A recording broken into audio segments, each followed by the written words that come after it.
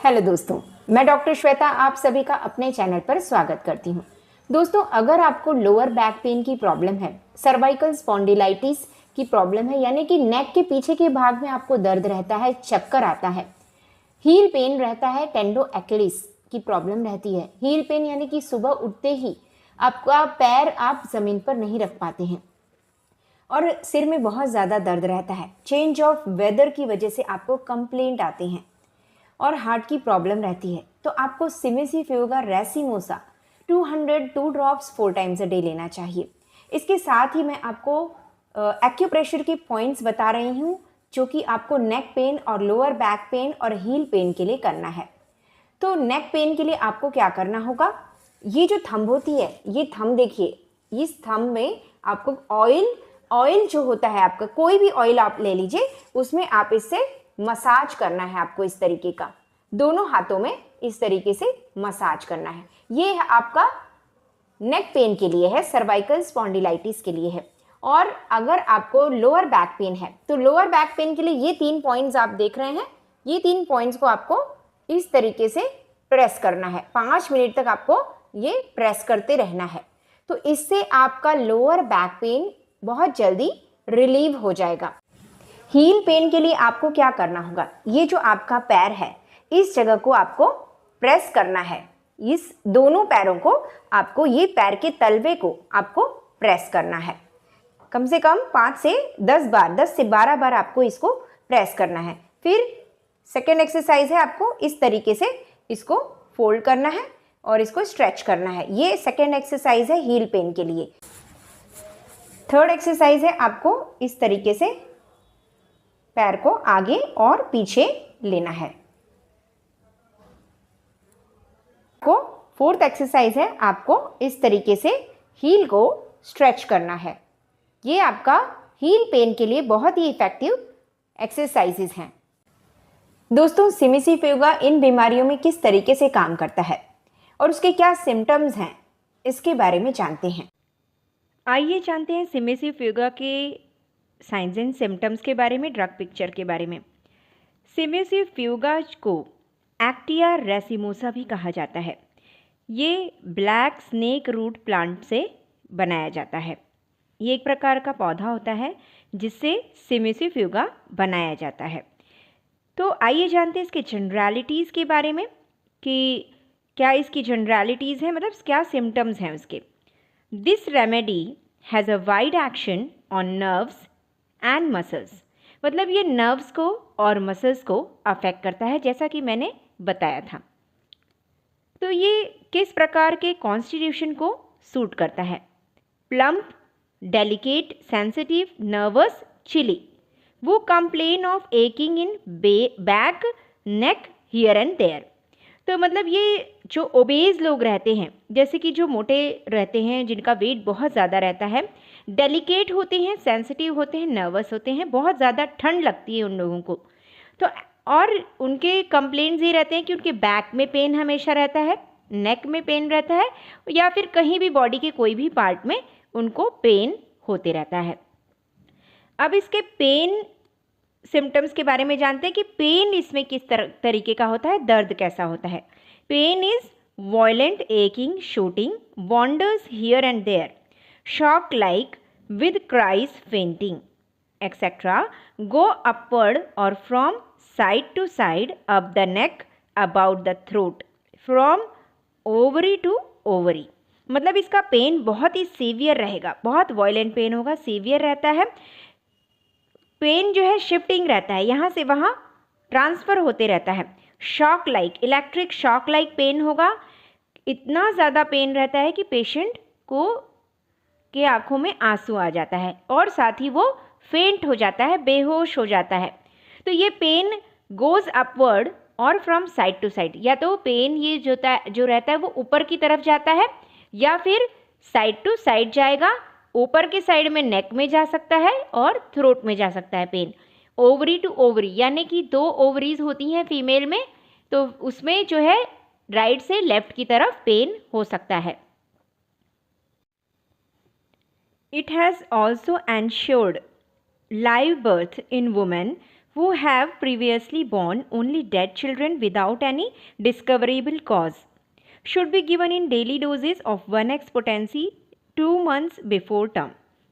तो जिन लोगों को लाइव बर्थ नहीं होता है, जैसे कि जिन फीमेल्स में डिलीवरी के टाइम पर उनके जो बच्चे मरे हुए पैदा होते हैं, तो उन लोगों को अगर 1x पोटेंसी में ये 2 मंथ्स बिफोर टर्म मतलब 9 मंथ्स के पहले 7 मंथ से अगर इनको 1x पोटेंसी में सिमेसिव फिगर दिया जाएगा तो उनके बच्चे अच्छे पैदा होते हैं, हेल्दी पैदा होते हैं। मायल्जिया के लिए बहुत इफेक्टिव है, ओवराल्जिया लम्बैगो के लिए। मायल्जिया यानी कि मसल पेन के लिए बहुत इफेक्टिव है। ओवराल्जिया यानी कि फीमेल्स में लेफ्ट साइड और राइट साइड ओवरी में जो पेन होता है उसके लिए बहुत इफेक्टिव है। लम्बैगो यानी लोअर बैक पेन के लिए बहुत इफेक्टिव है सिमेसिव फिगर।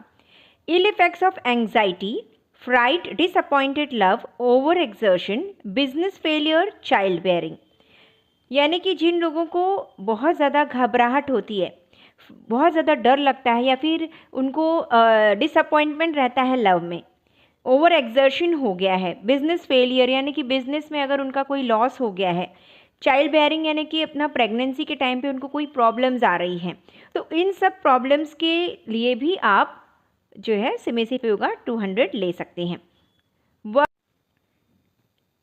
मेंस्ट्रुएशन व्हेन सप्रेस्ड, तो एग्रेवेशन कब होगा, मतलब कंप्लेंट्स कब बढ़ते हैं, जब फीमेल्स के मेंसेस स्टॉप हो गए हैं, रुक गए हैं, तो उसकी वजह से कंप्लेंट्स बढ़ जाते हैं। चेंज ऑफ वेदर यानी कि मौसम अगर बदल जाता है, ठंडी से गर्मी, गर्मी से बारिश, तो ये चेंज ऑफ वेदर से अगर कंप्लेंट्स आपको आते हैं तो आपको सिमेसिव फिगर 200 लेना चाहिए।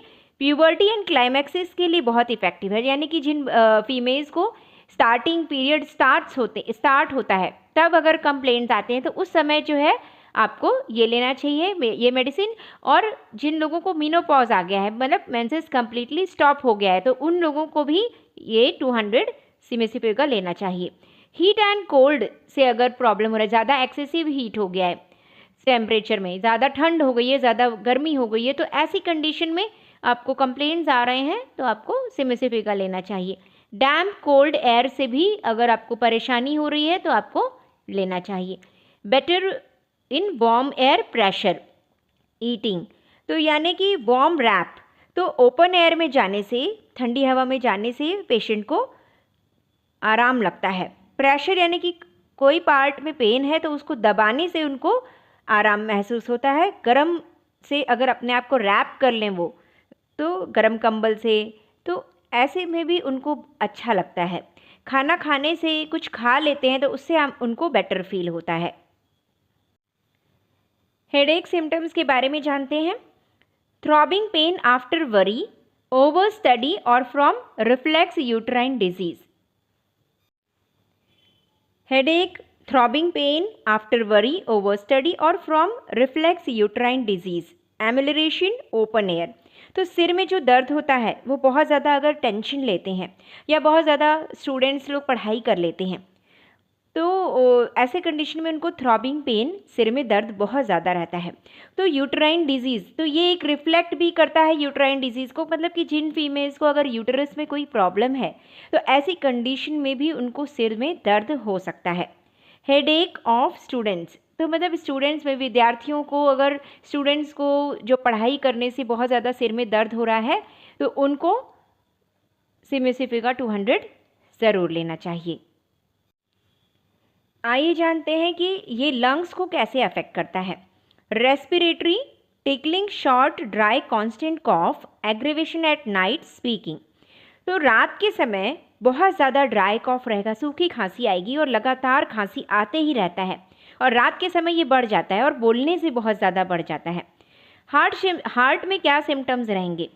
Needle like pen at heart, angina pectoris, pain spreads all over the chest and back and down the left arm which feels numb and bound to the side। तो निडल लाइक पेन मतलब heart जो reason है, आपका chest का जो reason होता है उस जगह पे सुई की तरह चुभन होती है। और चेस्ट पेन जो होता है, चेस्ट में जो पेन होता है वो ऑल ओवर द चेस्ट में और बैक में स्प्रेड हो जाता है। लेफ्ट आर्म में स्प्रेड होता है पेन, जो कि लेफ्ट आर्म एकदम सुन्न पड़ जाता है। Heart action ceases suddenly, impending suffocation. तो मतलब हार्ट जो है पंप करना, ब्लड को पंप करना बंद कर देता है थोड़ी देर के लिए, तो सफोकेशन होना शुरू हो जाता है, मतलब घुटन सी महसूस होती है। Pulse weak, irregular trembling. तो जो पल्स होता है वो बहुत ही ज़्यादा वीक होता है, इरेगुलर होता है। नेक्स्ट सिम्टम्स के बारे में जानते हैं कि सर्वाइकल स्पॉन्डिलाइटिस को में कैसे आप इसको, क्या सिम्टम्स रहेंगे जिसमें आप इसको यूज़ कर सकते हैं। नेक एक, stiff neck pain, aggravation moving the hands. Spine, cervical, very sensitive, aggravation, pressure. तो नेक में बहुत ज़्यादा पेन रहेगा, नेक में इतना पेन रहता है कि नेक स्टिफ हो जाता है और उसको आप मूव नहीं कर सकते हैं। नेक में जो पेन रहता है वो कब एग्रीवेट हो जाता है, कब बढ़ जाता है, जब आप हैंड्स को मूव करते हैं। स्पाइन, जो सर्वाइकल स्पाइन रहता है, नेक का जो स्पाइन होता है उसमें बहुत ही सेंसिटिव वो बहुत हो जाता है, और प्रेशर से अगर दबाएंगे उस पार्ट को तो वो पार्ट एग्रीवेट होता है, बहुत ही सेंसिटिव रहता है। एक्सट्रीमिटीज़ के बारे में जानते हैं कि हैंड्स एंड लेग्स में क्या सिम्टम्स रहेंगे। Uneasy and restless feeling in the limbs, constant irregular motion of left arm Korea, hands tremble while writing. तो जो रेस्टलेस फीलिंग होता है हाथ पैर में, अनईजी लगता है, रेस्टलेस फील होता है। कांस्टेंट इर्रेगुलर मोशन होते रहेगा लेफ्ट आर्म का, तो जैसे लेफ्ट आर्म जो है कांपते रहता है, और हैंड्स जो है बहुत ज़्यादा कांपता है लिखते समय, लिखने के टाइम पे उसको, राइटिंग के टाइम पे बहुत ज़्यादा हाथ उसके कांपते हैं। Cramps in limbs in carbs. तो काफ मसल्स जो होते हैं, नी के पीछे वाला जो पार्ट होता है, नीचे नी के पीछे के भाग से जो नीचे तक लेग तक जाता है पार्ट, उसका जो पार्ट होता है वो काफ मसल्स में क्रैम्प्स आता है। टेंडो एक्यूलिस स्टिफ एंड कॉन्ट्रैक्टेड। तो जो टेंडो एक्यूलिस है, टेंडो एक्यूलिस यानी कि हील में जो बहुत ज़्यादा पेन रहता है, प्लांटर फेशिया जो है सूजन आ जाती है उसमें, तो उसकी वजह से हील जो है ज़मीन पर सुबह उठते ही पैर रखना नहीं हो पाता है, नहीं रख पाता है, बहुत सीवियर पेन रहता है। तो इसके लिए आप सिमेसिफ योगा ज़रूर लीजिएगा। Alternation of rheumatic and mental symptoms. तो जो उसके माइंड के कंप्लेंट्स हैं, चिड़चिड़ापन है, ये सब कुछ जो रहता है वो जो है उसके कंप्लेंट्स रूमेटिक कंप्लेंट्स के साथ साथ मिलते ऑल्टरनेट होते हैं। तो कभी जो है माइंड सिम्टम्स आता है, तो कभी उसके रूमेटिक कंप्लेंट्स यानी लिम्स में, हाथ पैर में सुन्न हो जाएगा, हाथ पैर में कांपना शुरू हो जाता है, या हील पेन होता है, ये सारी चीज़ें उसकी ऑल्टरनेट होती हैं। Trembling of legs, can scarcely walk, numbness of limbs.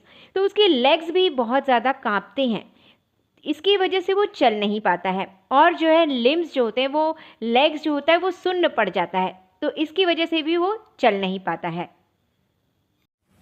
दोस्तों, आपको ये जानकारी कैसी लग रही है मुझे कमेंट करके ज़रूर बताइएगा। चैनल को सब्सक्राइब करिए, बेल आइकन प्रेस करिए ताकि आने वाली वीडियो की नोटिफिकेशंस आपको सही समय पर मिलती रहे।